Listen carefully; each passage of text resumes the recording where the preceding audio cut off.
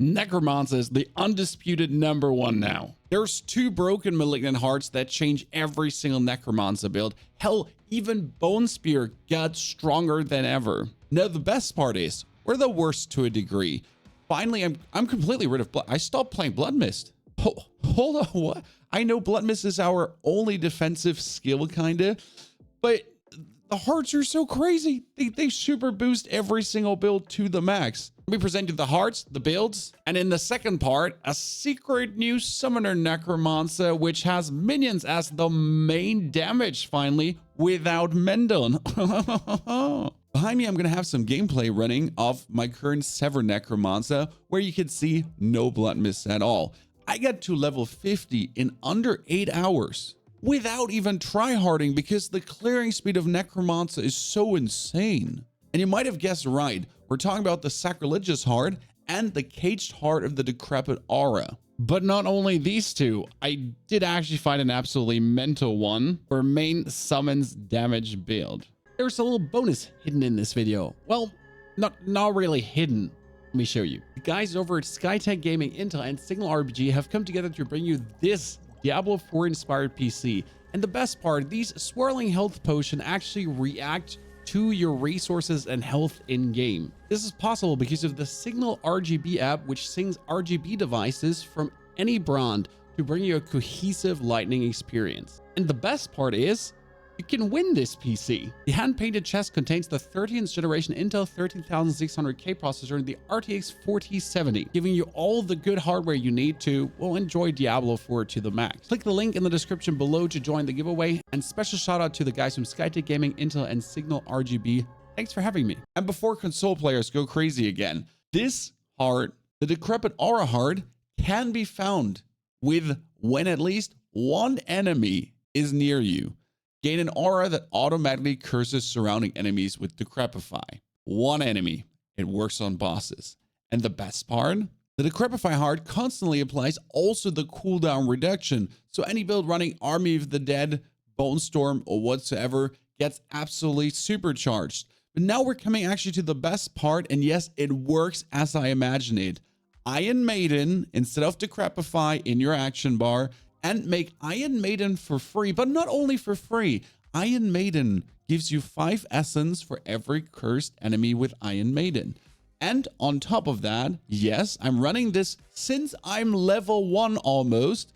You deal 48% increased shadow damage to enemies afflicted by Decrepify and Iron Maiden. The Decrepify heart, you get extremely easy. You get that from level 5 to 10 on, and I have like another 20 in my stash right now. And you want to know what the even better part is? This imprint can be found in your Codex of Powers under the offensive skills.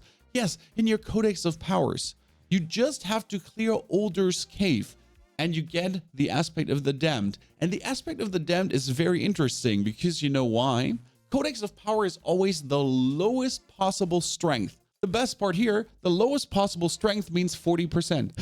because Aspect of the Damned goes from 40 to 50%. Crazy, right? And on top of that, if you actually do clear Akin's Grasp and Havazar, and yes, you can do that also with level 10. I did it with level 20. You deal 50% increased damage for 6 seconds after Shadowblight key passive damages enemies 10 times.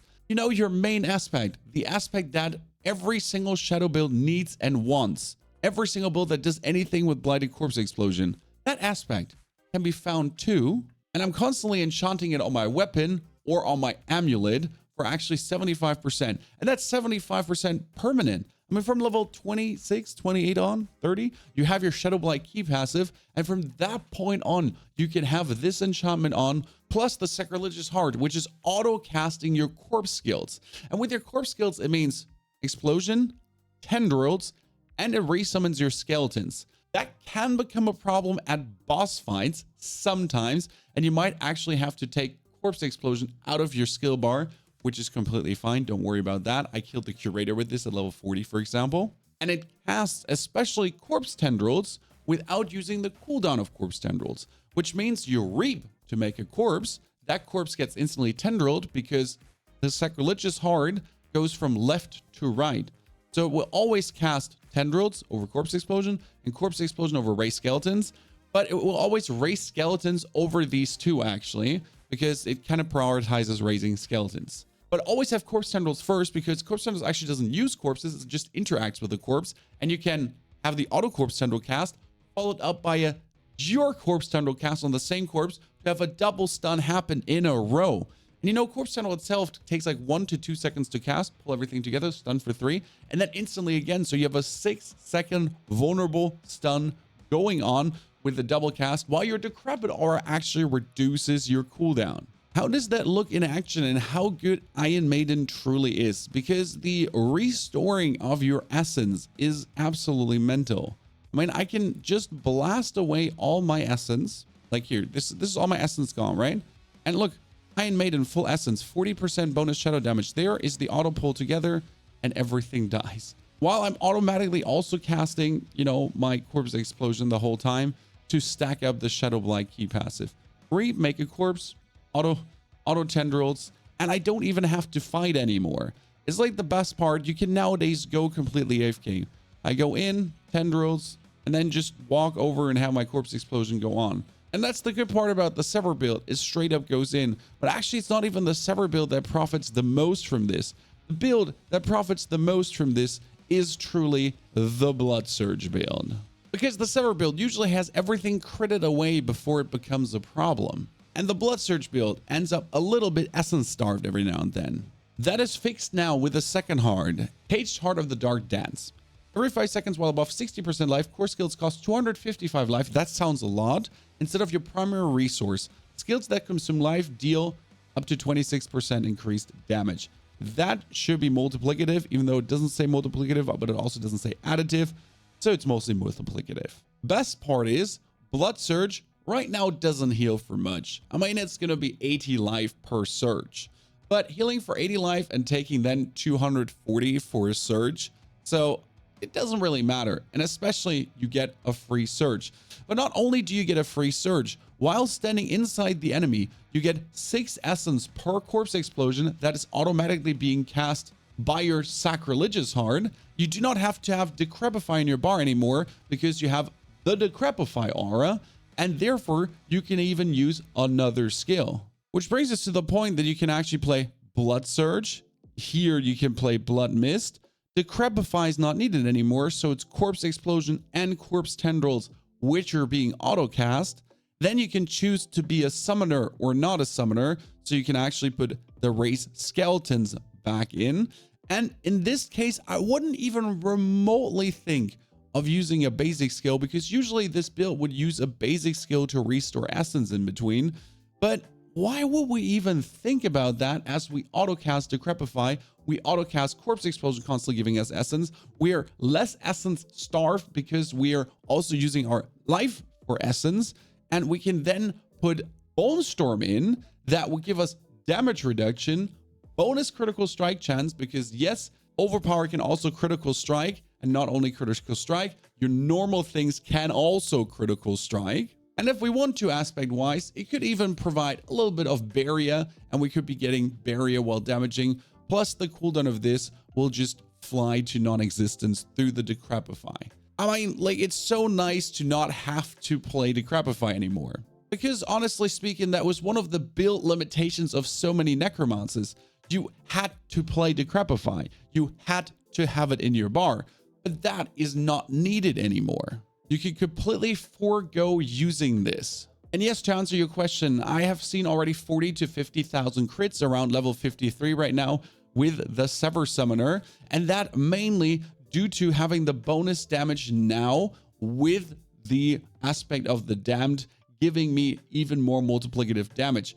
Because again, this was doing 1.5 million crits at level 70. And now I get another 48% multiplicative damage on top. I didn't change anything. The build is the same. And I just get this on top for free without doing anything. Hell yeah.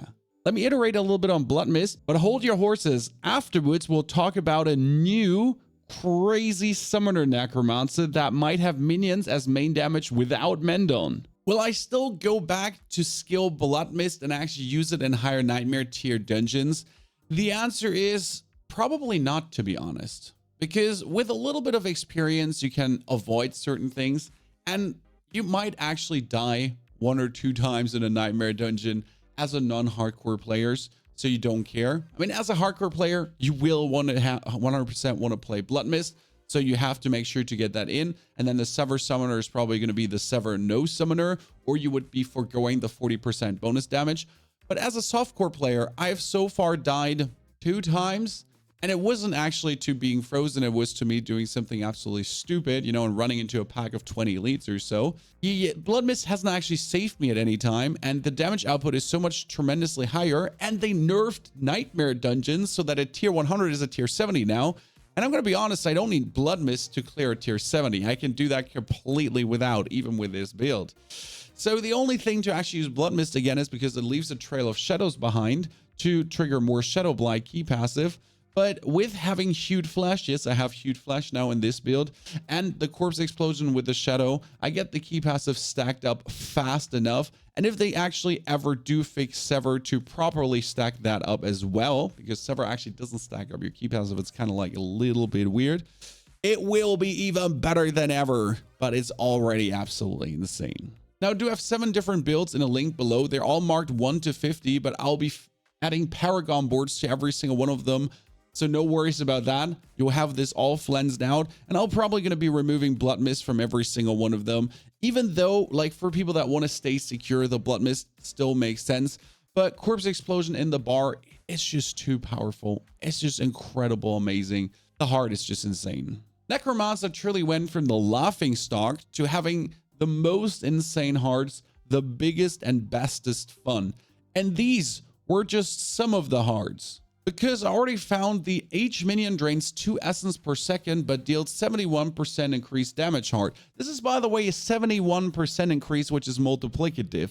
There might be a way how you could actually play the Caged Heart of the Great Feast with a 71% increase. And this says each minion drains 2 essence. So let's say 11 minions would be quite some essence drained. But also the actual essence drain effect reduction jewel goes up to 80% less effective essence drain. Yeah, that is 80%. That's only 600 item power. I don't know how high this can go. Can 90%? Can it reach 95? Can it actually reach 100%? Haven't seen it yet, but it could be possible. And you get increased resource generation as well. So the Caged Heart of the Great Feast that actually steals your essence might not as bad as it is, because if you don't play minions, you get 5 essence drain, but that 80% less than 5 essence drain, you could regenerate that back up, to be honest, to get 85% multiplicative damage increase for free. Now think about the crit nerfs and the vulnerable nerfs as they gave us the Great Feast Heart, because this is going to be another 85%. This is absolutely insane.